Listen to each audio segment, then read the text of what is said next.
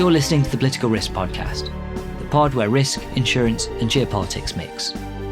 Welcome to the second episode of 2025. I'm your host, David Benyon.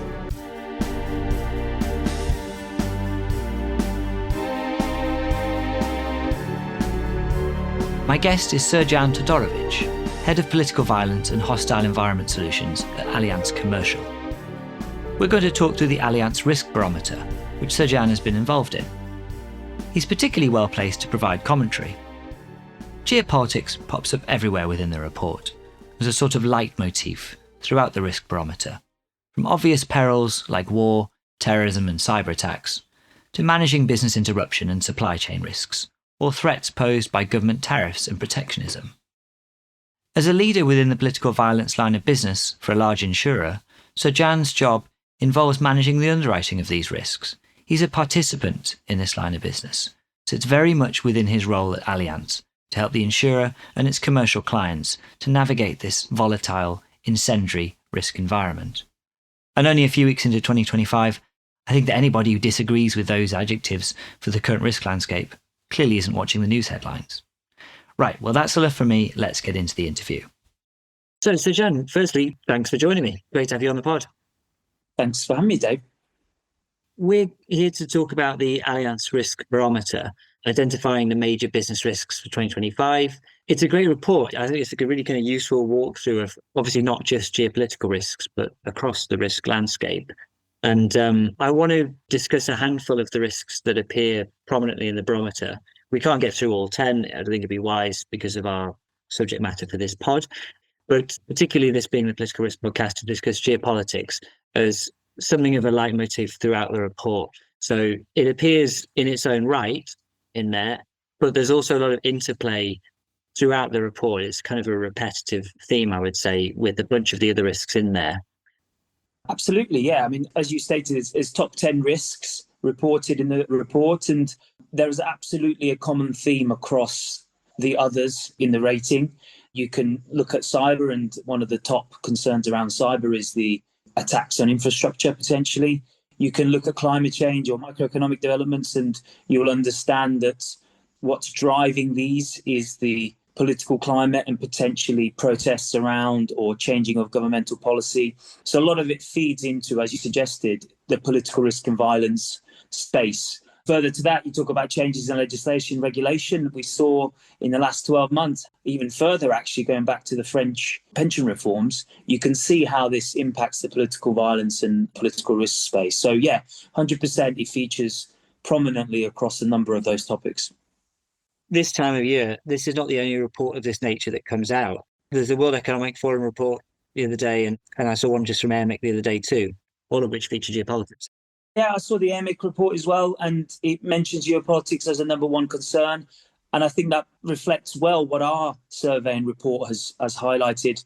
If you look at the themes, if you look beyond the actual titles of the categories. So 100%, it's a really, really important topic for clients, brokers, anybody really involved in insurance, and obviously clients globally which are not involved in insurance. So yeah, really big topic, and it's worth discussing. Can you just give us a bit of a walk through your own role at Allianz Commercial? Sure. So I head up the Political Violence and Terrorism and Hostile Environment Solutions team at Allianz Commercial, as you rightly said. It's a global function, but I'm based in London. So I look after the team of political violence underwriters, try to develop them, of course, get the best out of them and ensure that they enjoy their jobs naturally.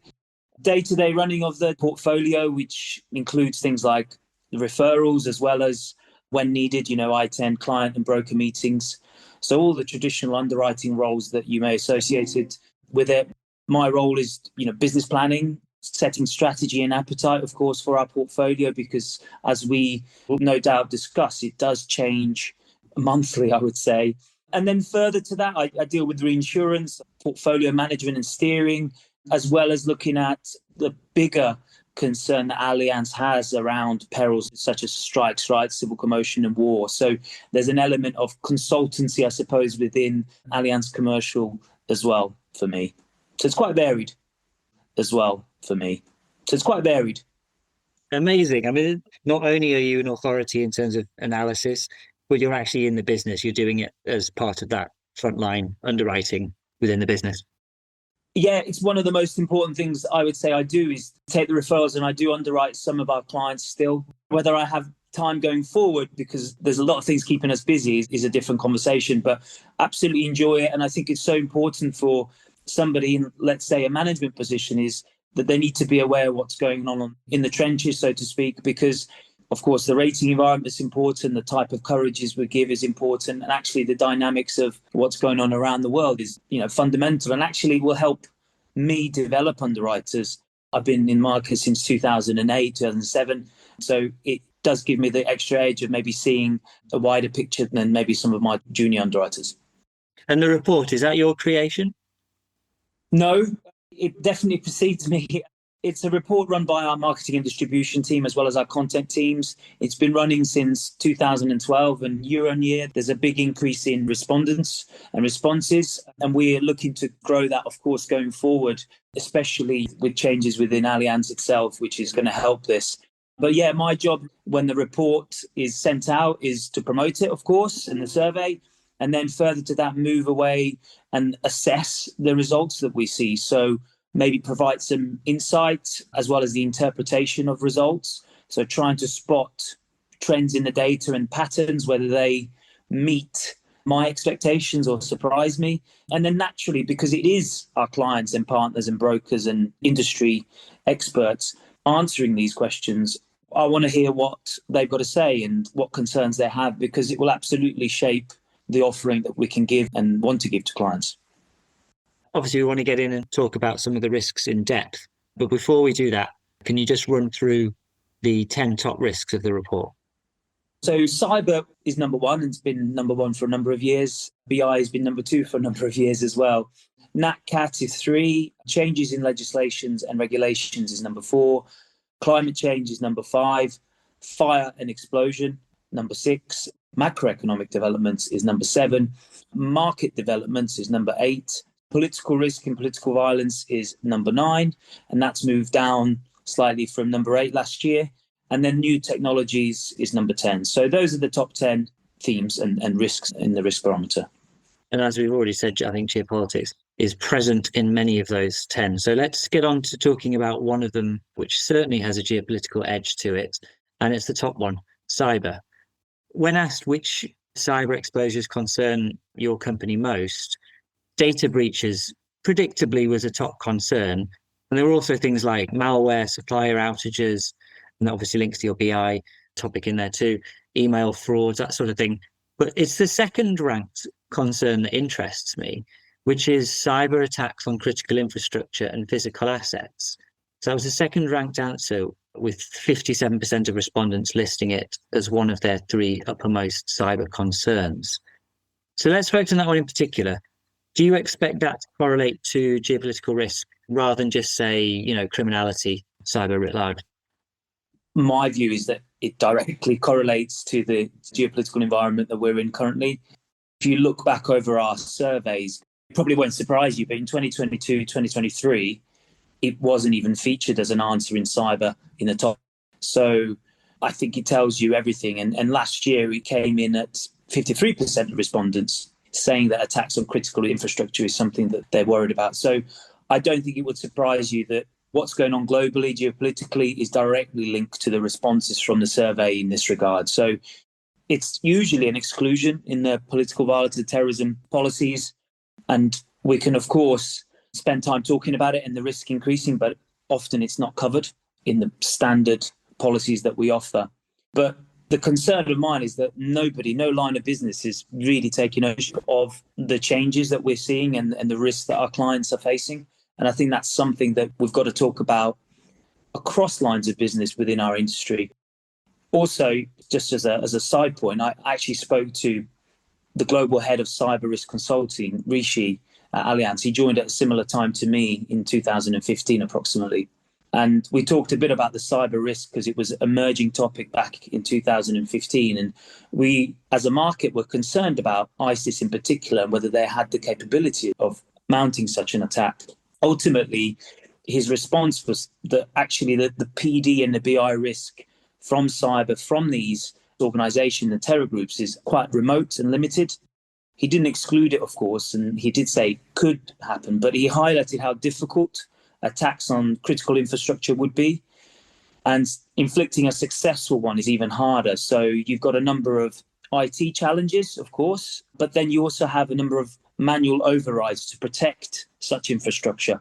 So it's actually incredibly difficult for, let's call it a small organization like ISIS, to mount such an attack. And he highlighted really it would need to be nation states sponsored style attacks that would have the resources, including money and obviously the people, to mount such attacks and sustain it over a period of time financially. And fast forward to now, and really you can see that the risk is there, and really it is the state sponsored that are often being attributed for certain acts around the world. It's a recurring thing that I always say on this podcast as well, that I think the way the insurance industry organizes its products is quite siloed. And if you think of something like, in the previous episode, I spoke to Elizabeth Broad, she's a hybrid warfare expert, grey zone attack. So grey zone attacks span cyber. You've got your kind of traditional sabotage of, where you could actually just set fire to a substation, try and take down some physical assets. Then you've got all the crazy subsea stuff that's going on at the moment. But if you're a government malicious actor, state-sponsored attacks, then cyber's like one avenue to go down. Then you could get organized crime who are involved in cyber attacks to do that for you as well, to do some of the actual hacking, or your government entity could, within the intelligence world, could do it itself. But then again, a lot of those organized crime groups could also do a physical attack for you. And I guess it's just another point about how all these different risks, whilst they might be numbered separately on your report, they really do interrelate. They do, yeah. And attributing these into what they are, as you said, silos, that's something that we try to break down across the market, but it's very, very difficult. And often it's dictated by, the protection that our company has as in form of reinsurance in the background. So that is something that, again, we really have to talk about it openly, because it's often excluded, the physical element of it, from PVT policies, and actually even attributing it. What if there is no attribution? Which policy pays for it? Is it the all risks, or is it the political violence and terrorism policy? Is it the construction, or is it the cyber policies? And we really have a real big discussion about this, I think, and really understand going forward what we're getting ourselves in for. And further, just to add on an attribution point, if you are talking about state-sponsored actors, are we talking about a sabotage act, possibly, terror act, possibly, war act, possibly? So all of those attacks can be certified as one of those, but it does have a massive impact based on what's actually written in wordings and contracts. So really, really important that the market knows what it's going in for. It doesn't catch us by surprise.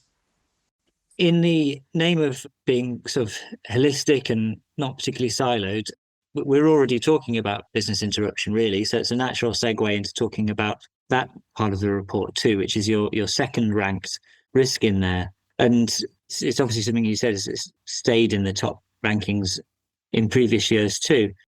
Is business interruption a concern across sectors, in some sectors more than others, and across territories, or in some territories more than others? It's a mixed bag, but actually the biggest concern of business interruption is with larger companies, although it does feature in medium-sized and small companies that we surveyed. So it is a key topic that our clients and our kind of industry experts that responded have highlighted. It would be negligent for large companies, especially when you're talking around business interruption, to not consider political violence and terrorism in the same vein as they consider NatCat. So if you think about political violence perils, they need to be factored into business interruption continuity and planning. They have similar impacts, I would suggest. If you're dealing with a NatCat peril, let's say a large earthquake, a California quake, CalQuake, you probably have a huge amount of destruction. Now, from a strikes right, civil commotion or terror perspective, you probably wouldn't get the same sort of impact. But from a war perspective, you could argue that it would be a similar sort of damage footprint and potentially impact on the business.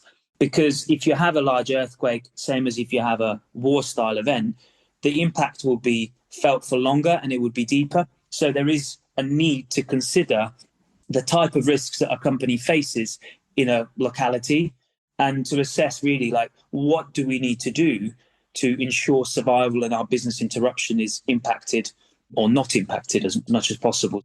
There are some companies that will be able to be footloose because they can pick up their laptops and move to another part of the country. But there are some that are tied to particular locations.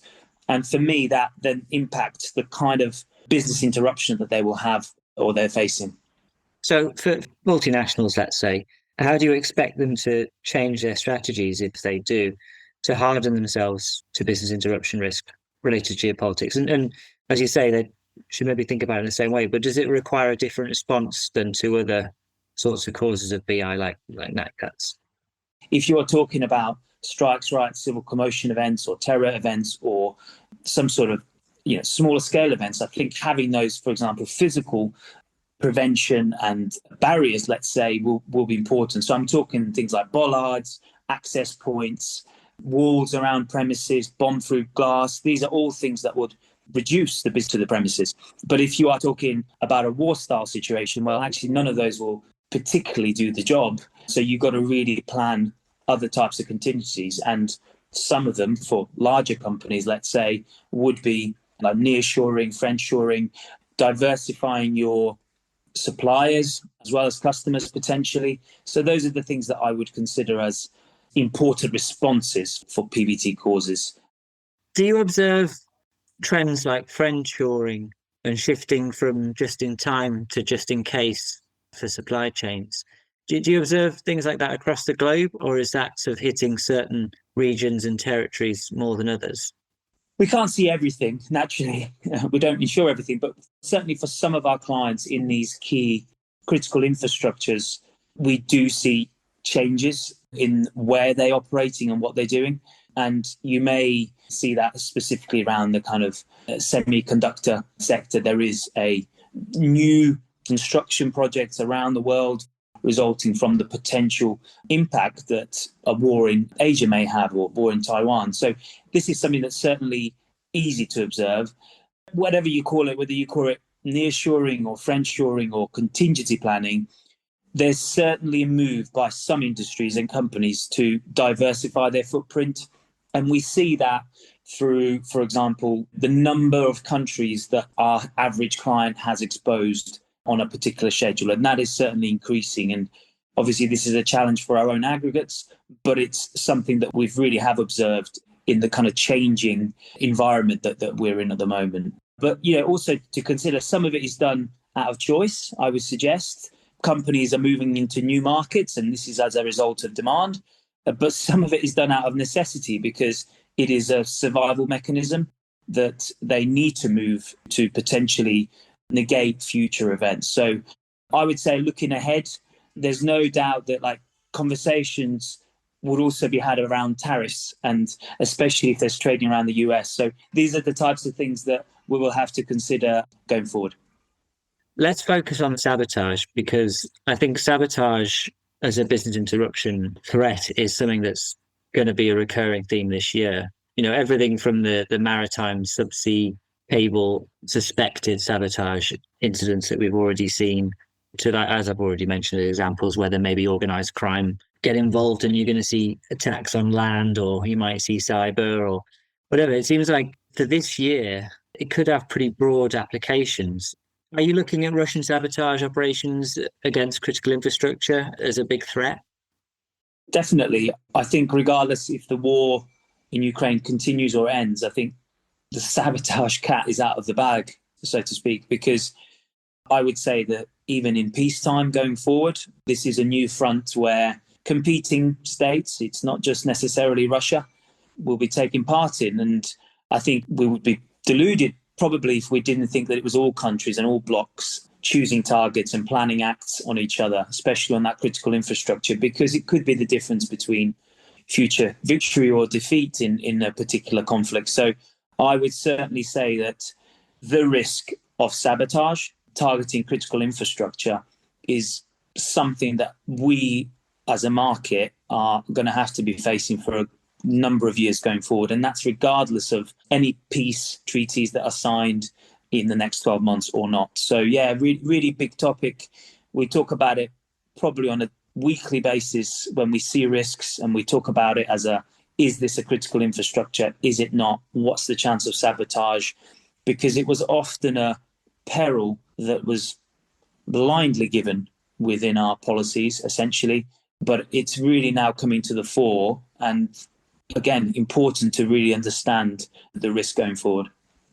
So you're saying within existing policies. So is that PVT policies? Yeah, so sabotage is provided usually as a package for terrorism. If you go back into the wording history of our market, it started with, I believe, a T3 wording, and it evolved into what we consider now as the standard LMA 3030. And that is a wording that gives physical damage cover for terrorism and sabotage. And, they arguably now are quite two distinct things. They could be the same. It could be, of course, the same actor, but it's played out. It's evolved in our market into something that we, as a market, are starting to be concerned about. And certainly we are as underwriters at Allianz. So we should, of course, be conscious of this, but also consider that there are covers around the all risks market which would pick up similar style acts if they are classified as malicious act or malicious damage or potentially non-attributable to any particular entity. So the longer we kick the can down the road, I think the messier it will be when it comes to a potential claim. If I was a multinational and I had, let's say, operations on the ground in parts of the Middle East, that's the kind of firm I would expect that would already buy some non-marine war PVT type policy. But it would be with those territories in mind, not, let's say, their corporate HQ and their logistical operations in the UK or France or Germany. And it just strikes me that, like, as you say, this could hit all risks policies in those markets. Do you think it will potentially drive interest in standalone PVT policies? Like at the moment, you'd expect them to be in use for those kind of frontier type markets where traditionally they might buy those policies for. Do you think they're going to be more interested in buying them for their European operations, thinking that they could actually be attacked back home? Geographically, I think so, yes, of course. If you're talking specifically about kind of how the market is behaving, really is, example is strikes right civil commotion. Historically, it's been a topic that's been discussed for years now, but it was given under the all risk policy. Once the claims started to come and the numbers, especially since 2019, started to increase quite dramatically. And that's why, for example, it drove demand in the political violence space, specifically SRCC, including political violence, which includes war, insurrection, rebellion, uprising, etc. So that I could envisage happening for something like a sabotage, a malicious damage, malicious style perils, because they can be picked up on both. But ultimately, if there is a continued trajectory in these threats and potentially attacks which lead to physical damage, loss and BI, then I think there will be a shift in the approach from the all risks market. This is my opinion on these coverages, and it may be pushed down into the specialist market like political violence.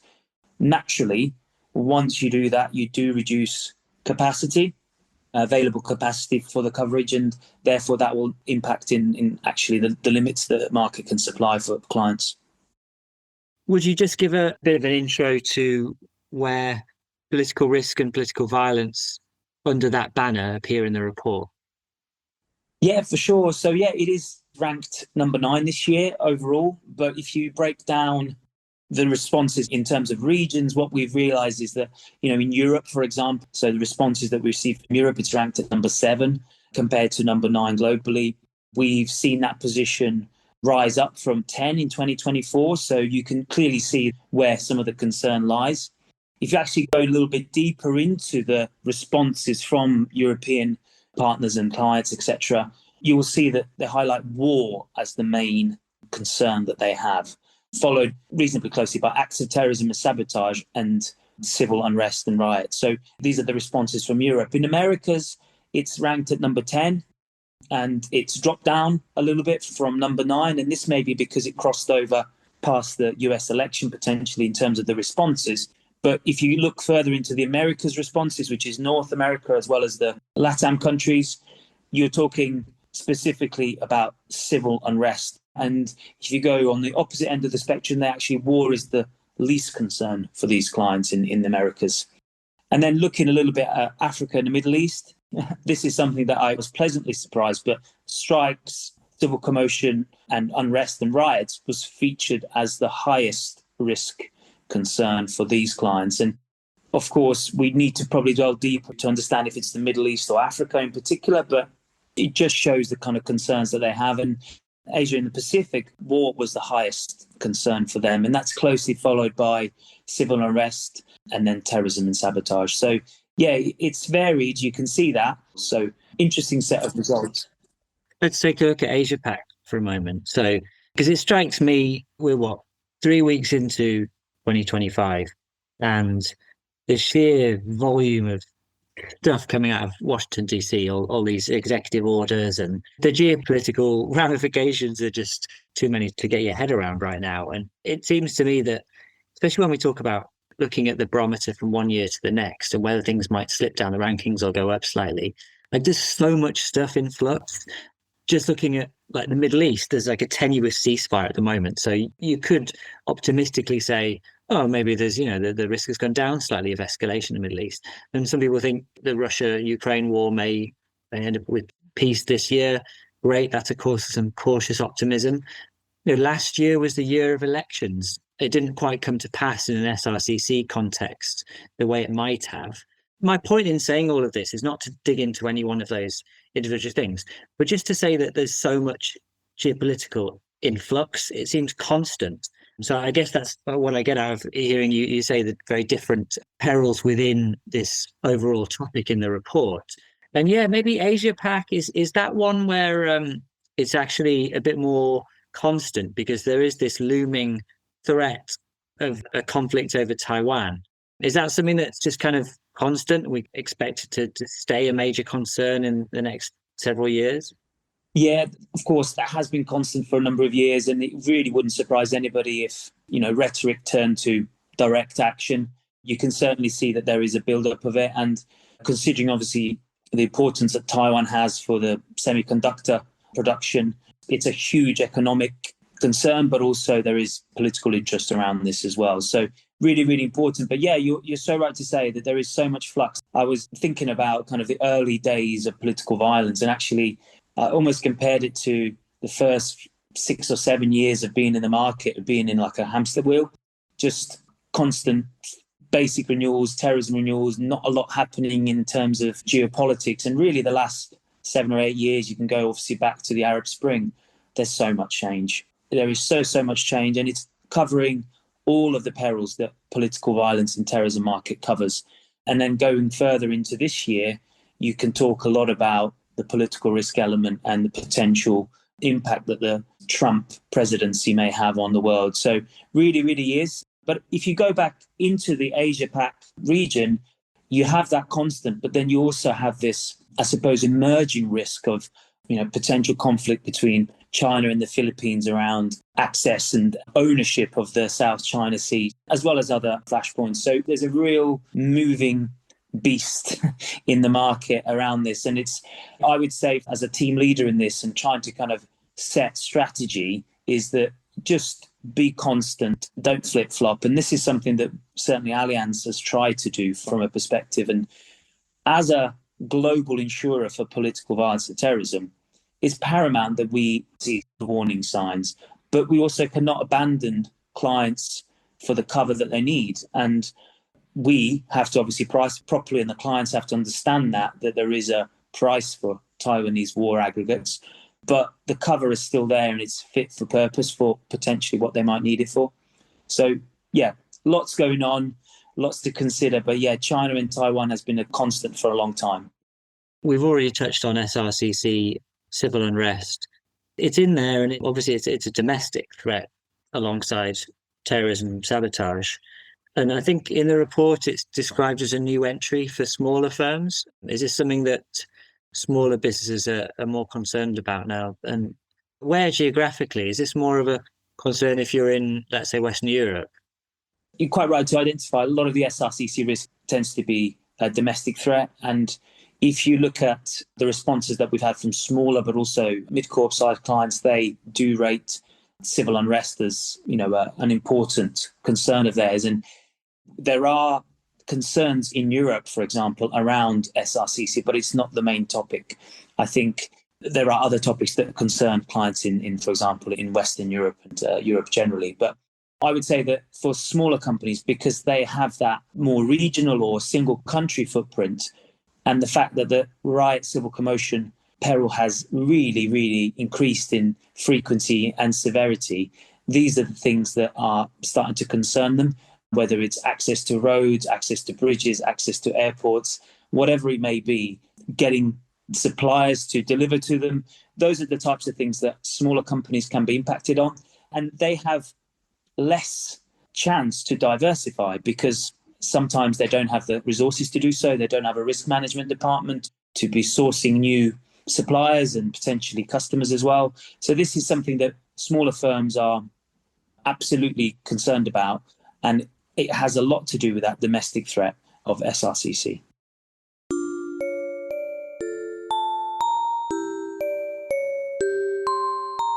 And that's all for now, but there'll be 2 more episodes out in February, so please tune in next time. I've been your host, David Benyon, and I'd like to thank my guest, Srdjan Todorovic. Production was by Peter McGill, and Lawrence Durkin made the music.